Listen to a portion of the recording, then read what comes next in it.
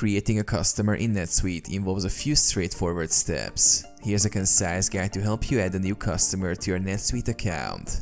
Log into NetSuite. Open your web browser, go to the NetSuite login page and enter your login credentials. Navigate to Customers. From the main dashboard, go to the navigation menu.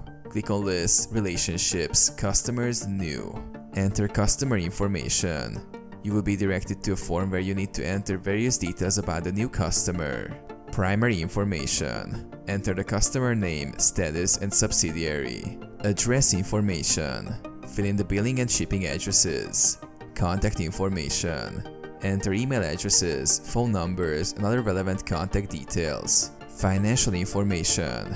Provide financial details such as credit limit, terms and tax information if applicable. Preferences. Set customer preferences like payment method, currency and price level. Sales information.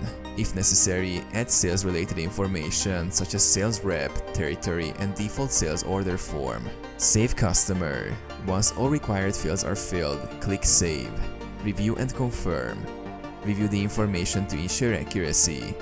Make any necessary edits and confirm the new customer entry.